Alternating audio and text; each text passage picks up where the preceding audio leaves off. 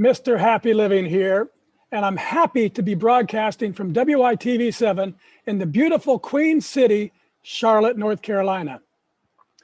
Hey friends, imagine how you'd feel living your life, doing work you love, with people you love, in places you love, and all the while creating something of real value to others.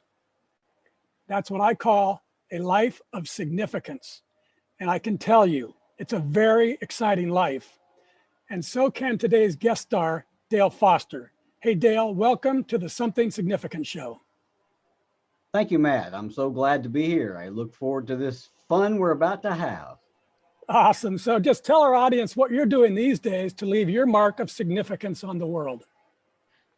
So about 30 years ago, I became a psychologist and began to become more and more adept at understanding some of the things that get in the way of our happiness and how to promote that on many levels. So I'm a little unusual in that I'm a neuropsychologist as well as a counseling psychologist. I also have religious training. I have a master's in religion, a PhD in psychology. So, I'm in and out of both spiritual and scientific approaches to happiness.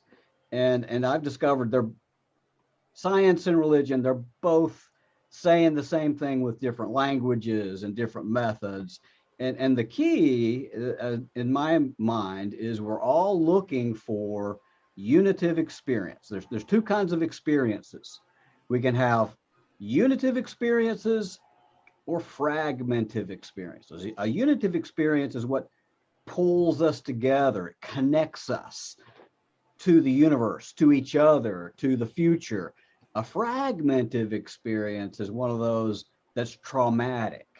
It breaks us apart. And so that's really the crux of what we're trying to do with religion. I mean, religion is to reconnect. Reconnect with what? Reconnect with ourselves. Well, most of psychology and counseling and psychotherapy has to do with resolving what? Trauma. Fragmentation, breaking apart. So we got a world that's very broken, very fragmented. If we're though given as a child everything we need, our natural state is a state of flow, a state of unitive experience, a state of love and joy and peace and wonder and awe and beauty and miracles and magic, because it's all magic. It's all a miracle. It's all a miracle. Science kind of slices and dices some of those stuff, but it doesn't get rid of the miracle. It helps us understand how the miracles happen a little bit. So I've seen my own idea of what my purpose is evolve into, I'm basically trying to facilitate unitive experience. Very good. We need lots more. That's my task. Yep, that's a very cool task, and we need it. So I'd like our audience to get to know you through the prism of what I call the happy formula. And this is capacity plus purpose plus giving equals really, truly, deeply happy. So Dale, let's get started with your capacity builders. What are your personal practices for building your capacity? Physical, mental, spiritual, financial, emotional. What are the things that you do to increase your capacity so you can take really good care of yourself and your loved ones and still have plenty left over to give to others? Physically, I'm very aware that if I'm ill, if I'm sick, if this body breaks down, I don't feel a unitive experience. So I realize I have to maintain and take care of my body. So I'm a runner. I run most days, and that's kind of how I get my cardiovascular health and keep myself from having high blood pressure and high cholesterol, like I said. I also do weight training, some strength training and flexibility training with yoga. I also do sauna, and I got a freezer in my garage. So I get the hot and the cold. I've got some back trouble, so I invert. I got an inversion system. I've got a vibration table. I do peptides. I do micronutrients. I look for my macronutrients. My wife and I have studied epigenetics, so we understand how the physiology is affected by everything, lifestyle, thinking. Every thought you think is a psychoactive process. It changes every cell in your body. So the physical can't really be separated from the mental. But I do meditate. I meditate daily. We found some really powerful meditations that help us. And so my wife and I do walking meditations. We have a flotation rest chamber, restricted environmental stimulation therapy. So I float. I think deep relaxation is one of the most powerful ways to access a unitive experience. So I take good care of myself physically. My Garmin watch tells me I'm 27 based on my VO2 max. So I'm doing something right. Doing something right. Yeah. That's awesome. And then emotionally, I try to maintain relationships with my family, with my friends, with my loved ones. And that's really important. You have to have community. Yeah. You can't have a unitive experience without a community, I don't think, because we're all connected. None of us are isolated. We're all important parts of each other's lives, whether we're friends or not. Every conscious being is connected to every other conscious being. And I won't go deeply into what I think consciousness is, but that's just one of the most important things. And that the spiritual thing, I believe, is the whole thing. You can't be spiritual without taking care of your physical body, your community, your emotional self, your mental self. One of the things that I do mentally with myself and my clients is neurofeedback. I'm a trained neurofeedback therapist, so we can literally read the brain waves and through operant conditioning, strengthen and optimize the neural networks in the brain. So the brain, in my mind, is the seat of free will. And the key in free will is attention. That's the one thing you have a little bit of control over. You can choose what to place your attention on. Now, you may have an attention deficit disorder. Well, I can help you with that. You may be a good attentional person already. I can still help you. I can help you optimize your neural networks. It's like tuning up your car. You can tune up a system and improve your gas mileage, improve your power, and improve your resilience. And I do that with people all the time with the brain. The goal, of course, being to facilitate unitive experience. And only you know when you're having it. That's the noetic part. So you have to know. And so people need to learn to trust their own access to happiness and joy and love 100%. And peace. And everybody on the outside wants them to please them. Right. To some degree. And every individual has to decide, my primary task is to find joy for me. Yep. We use different words. I say, listen to your heart, because your heart knows where your happiness is. Get out of your head and get into your heart. So good stuff. Before we leave capacity, of which you apparently take a lot of significance, give a lot of significance to. It's a lot of good capacity building you shared with us. But before we move on to purpose, let's talk about an amazing capacity building concept called Kaizen, my favorite word. It's a Japanese idea that small incremental improvements add up over time to yield great big results. As a personal practice, it means there's always something you can do better tomorrow than you did today. And it keeps you moving forward every single day. So Dale, can you share how you apply Kaizen to work on a craft or a physical skill or a spiritual practice, or expanding your kindness or your capacity for kindness, or any other capacity that you're wanting to improve?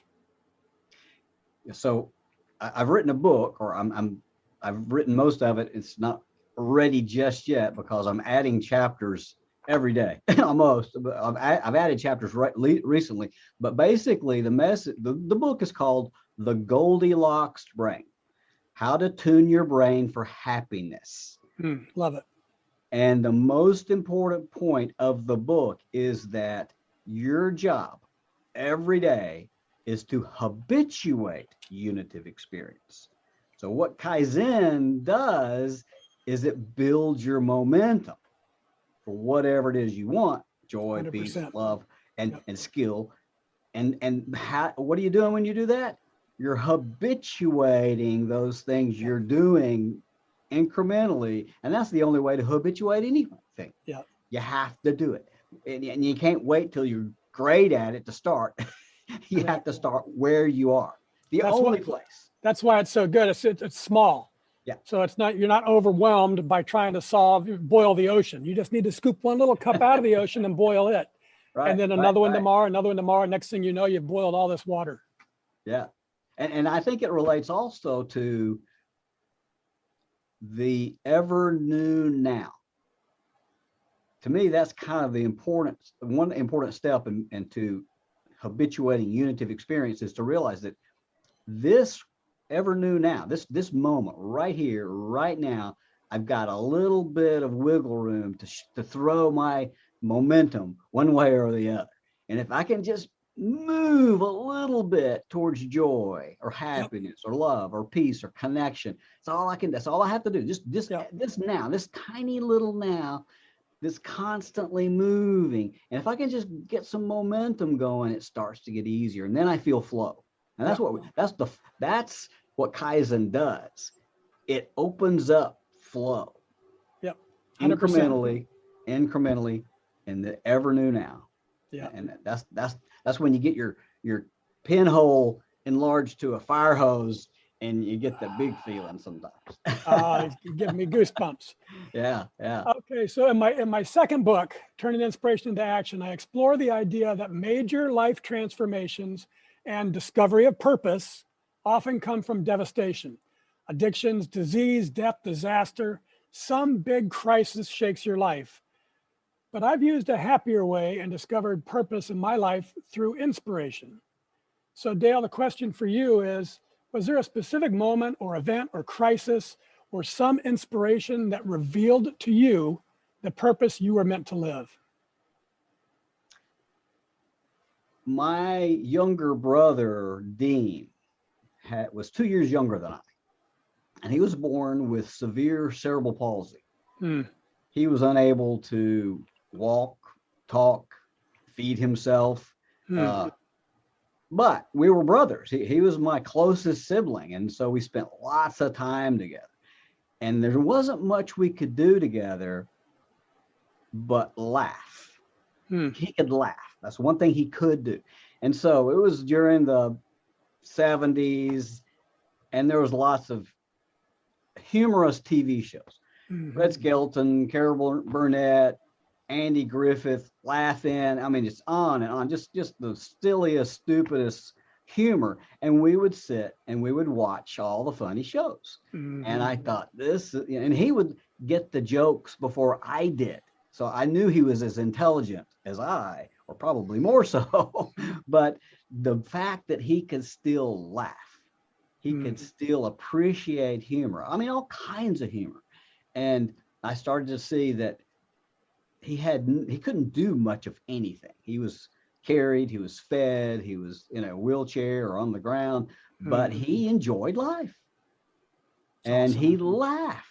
And his experience is what mattered. He experienced his own joy, and he had the capacity to do that. And he was loved, and he was in a nice place, and he was well fed and comfortable and had people who loved him. So and that was part of it. But the fact that he could I realized how important laughter is. So when I talk to people, I often ask them, do they laugh? Or how was the last time you laughed? Or what do you think? What kinds of things do you do to make yourself laugh? So how did your brother's experience act as a catalyst for your discovery of purpose? I understood that his problem was his brain. Okay. Cerebral palsy is a brain-related problem, brain damage. He had trauma. He had physical birth trauma, damaged his brain, which made him unable to move or talk. The motor functions just didn't work. But the other functions, the emotional function, I mean, he had language. He understood language. He couldn't speak, but he could read. We did flashcards and stuff like that. So he could tell you whether he could answer a multiple choice question just by his face. But when I understood that it was a brain problem, I became interested in the brain. I began studying the brain. Awesome. I began looking at, when I watched the Neil Armstrong walk on the moon, and I saw the array of computers at mission control, I thought, man, if we could use computer science to help the brain overcome trauma, and that's what I do now. I often see people with trauma, and I help them train their brains to overcome their trauma through neurofeedback and neurostimulation.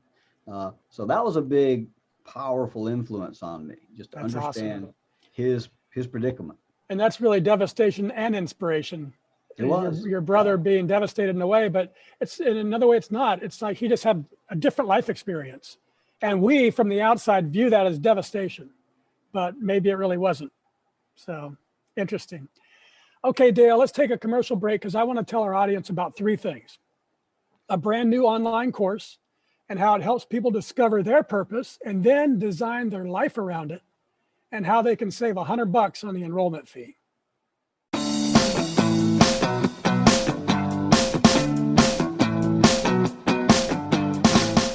Mr. Happy Living here.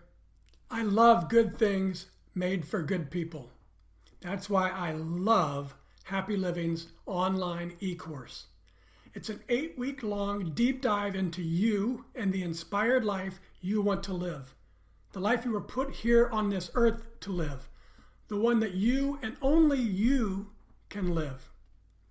8 weeks of lectures and ideas and topics and supporting materials and powerful self-improvement tools. All designed for you. All designed to help you create the tools and the power and the confidence you need to discover your purpose and to discover the life you were meant to live, and to feel incredibly inspired and motivated to decide you will live your life to its fullest. It's all designed to help you create the unique and distinct philosophy of you and your inspired life. Go to happyliving.com, select our e-course, and save $100 with promo code WYTV7. And for every enrollment, I'll donate another $100 to WITV7. For $300 and about 30 hours, I promise you'll never, ever be the same again.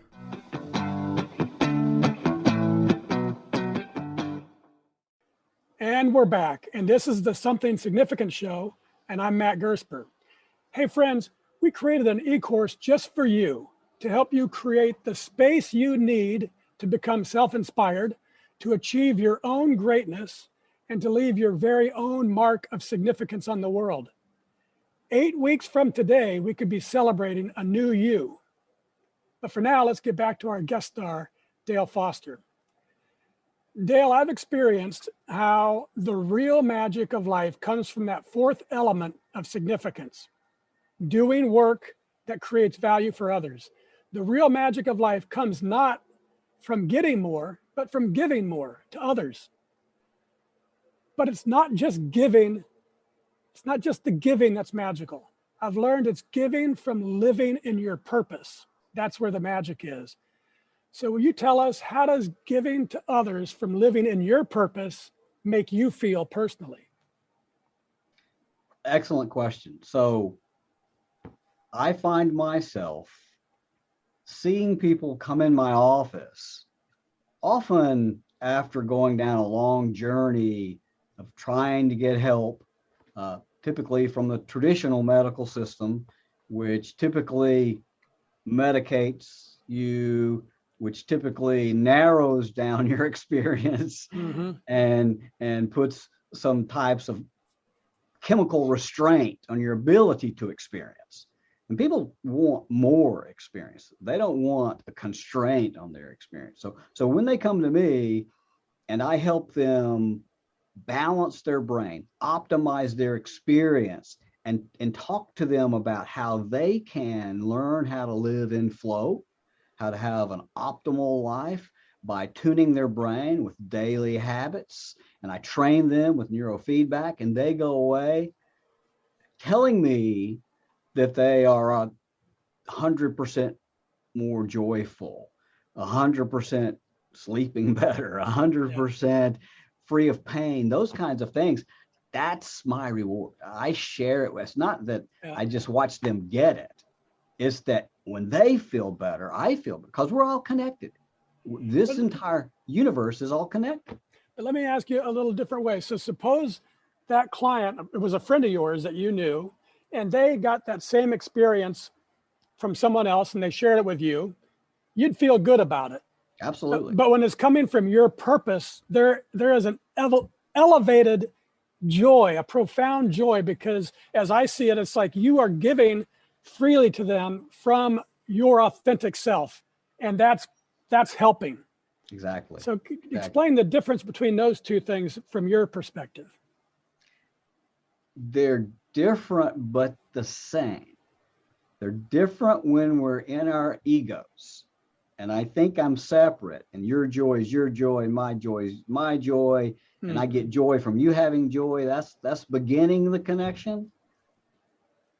But when you have a true mystical unitive experience, joy and love are undifferentiated. You feel all the joy and all the love and all the peace and all the connection of all the world. And that's what they mean by self-transcendence. You kind of get out of your own ego, your boundaries. And to me, that's the main difference. We can have little unitive experiences. They're the little ones. Most of us have those regularly. You know, we'll see a friend and feel joyful. We'll have a good meal and feel joyful or good or happy. But it's the big ones that blow your mind. They blow your ego. They blow your boundaries. And you go away feeling both completely insignificant, at the same time feeling completely significant. Yeah. The quest for significance is answered in those big ones, the big unitive mystical experiences, and you can habituate those. It's called fundamental well-being. When you have fundamental well-being, you walk around, you're not afraid that you're going to go broke. You're not afraid somebody's going to kill you. You're not afraid of getting old. You're not afraid of losing something. You can't lose. Right. There's this internal fundamental well-being that you get reminded of every time you dive in there, that everything's always working out for me and everybody else. Because this universe, this whole universe is expanding. It's connected. It's a unitary singularity that's always connected. And I'm in the middle of it. And if I expand my experience, I'm doing the work of the universe. The universe wants to expand, evolve consciousness. So when I'm evolving my consciousness, I'm doing my part. And sometimes I just let that go and feel that the universe doesn't need me, but I can ride its wave. And so there's a separate egotistical significance that I can feel, but I can feel a deeper one when I just let it all go and realize I am the universe. Yeah. Well, very cool. So it's a different way of expressing the profound joy that I've been sharing with others about the magic being giving from living in their purpose. But there's more, and it's really fantastic news that I've just recently discovered. It seems that giving also helps you discover purpose too. Yes, it's that the act of giving itself can be a gateway to discovering your reason for being on this planet. There's compelling scientific data supports the notion that giving one's time, talents, and treasures is a powerful pathway to finding purpose, transcending difficulties, and finding fulfillment and meaning in life. Let me say it again. This study says giving your time, talents, and treasures is a powerful pathway to finding your purpose and transcending difficulties and finding fulfillment and meaning in your life. So giving from living in your purpose brings profound joy and beautiful joy to your life, and giving your time and your talents and treasures is a powerful pathway to finding your purpose. So giving leads to purpose, and giving from purpose leads to profound joy. And that's the great, big, amazing magic of giving. And that brings us full circle right back to the happy formula, which is capacity plus purpose plus giving equals happy to the third power. And that's really, truly, deeply happy. And that explains why Dale Foster is so damn happy. Isn't that right, Dale? I think you hit the nail on the head. Absolutely. And what you just said is exactly what I was saying. Because with different words, you use really big scientific-y words. An individual's purpose, when they really get in touch with their purpose, they begin to discover that their purpose is the same as the entire universe. Yeah. The entire universe, its purpose is to evolve consciousness. It's expanding. Well, what's expanding?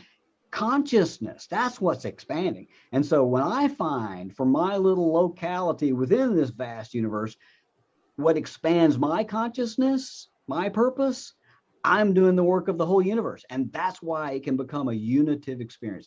I become one with the purpose of the universe, and I feel the joy of the universe. Joy is a feeling of connectedness. Yeah. And if you're listening to this, the purpose is not the relevant thing. It's just actually getting in your purpose. So if your purpose is to be a janitor, or to be Mr. Happy Living and help others discover their purpose, or to breed Dale Foster and improve brain health, or to be B.B. King and play music his whole life, it doesn't matter what it is. Exactly. It just matters that you discover it and you try to build your life around it. Yes? Yeah. You have to do you. You have to do you. Nobody else can. That's right. And if you're doing you, the universe is behind you. Right. The universe says, hey, I'm behind you. You got all the resources you need. You got all the support you need. You got all the connections you need to see. Just open your eyes and ears, and it's going to appear right before your very eyes. Just do you. Good stuff. All right, Dale, let's wrap things up with a lightning round. I love reading my very favorite quotes and then have you respond to us, telling us what it means to you. And just give us the very first thing that comes to your mind, so we can peer into your incredibly healthy brain. This one's from Billy Joel, paraphrasing Socrates. The more I learn, the less I know. Oh, yeah. Who's learning is the ego. The ego is who's learning. And it's the part of you that thinks you're separate from the universe. And the more I learn, the more my ego has to realize it cannot contain the universe. Yeah. And the more I learn, the more my ego gets flexible enough to kind of take it off sometimes. And once you take your ego off, then you transcend your ego and you become one with the universe. I mean, this is the religious language, but it's also scientific in that we understand the quantum field is the dimension where all space-time is collapsed into no space-time in the singularity. And we can experience that. Now we've got some math. We're calling it the calculus of consciousness. And we're understanding how the I expands to the universe in experience, in the experience of the quantum field. And there are ways to actually practice that. Habituating unitive experience helps you practice getting into the field of all possibilities. And that really opens you up. Yeah. I mean, you find a desire, and you're in the field of all possibilities, it becomes possible. Awesome. This one's from my past. I don't know who the author is. Once you get where you want to be, you're not there anymore. I think it's the same thing again. It's the you changes. Where you want to be, you think it's a destination, when once you actually get there, you realize the whole process is what you're looking for. You really want to be with the universe as it expands. There's no destination. There's no endpoint. The universe is not going anywhere. It's just getting bigger. It's growing at an accelerated rate, and you want to be there. Well, where is that? Well, it's everywhere and Yeah. everywhere that's going to. So there's this, I can't get to a destination. I only get into the process. Once I get to the destination, I realize I don't ever want to stop. There's no stopping. There's no Yeah. ending, because you Yeah. never finish. Right, right. There's never an end point. This expanding universe you keep describing, can I ask financial advice? Is that like the stock market? Are they very similar that I can, it just keeps expanding forever? That's an interesting question. Because, La- see, what is money? It's an idea. Money is only an idea, right? That's it's true. our valuation of and how much physical matter is there. Well, we haven't calculated that yet, and it Right. seems to be getting more. So It is there's getting a more. relation there, but it's got to be because the mindset is the key. If Yeah. my mindset is an unlimited, infinite mindset, then that's my reality. If my mindset is a limited mindset, then that's my reality. Yeah. It reminds me, in the Tao Te Ching, Lao Tzu used to define the entire world as the 10,000 things. Yeah. And now Amazon sells about 10 million items. Right. It's amazing. Okay, last quote. This is from Goth. Whatever you can do or dream you can do, begin it. Boldness has genius, power, and magic in it. Begin it now. Yeah, I think that has to do with getting into the field of all possibilities. You can sit around and want something, but you have the free will to move in that direction or not. Yep. And once again, it has to do with that destination thing. It's not, I really don't want every meal that I'm ever going to eat right in front of me at the same time. Right. No. I can't. I want Right. one at a time, and I want to enjoy every bite one at a time. Yeah. So that's the joy of life is movement, the process of expansion, Yeah. and that's what I do. Yeah. Get in the game. My dog's getting in the game. Okay, so now, folks, it's your turn. If you can hear my voice over the sound of my barking dog, and you are inspired by today's show with Dale Foster, please show a little love to our brilliant broadcast host and donate what you can to WITV7. They're a 501c3 charity on a mission to educate, empower, and encourage. They do good works with your kindness. And Dale, I just love your spirit and your enthusiasm for life. It bursts right through the screen. And I love your niche as a functional neuropsychologist and brain health coach, helping thousands and thousands of people improve their brain fitness, even when their brains are considered normal. And the chapter you wrote in our book, Codes of Longevity, about finding your limitless brain is a must read for anyone seeking to live a long, healthy, happy life. And Dale, I just want to thank you for sharing your powerful voice on our show. Thank you, Matt. This has been a blast, and I love your happy living and all that you do for the world. Awesome. Take just a minute, if you would, and share any parting remarks or comments that you'd like to leave with our audience.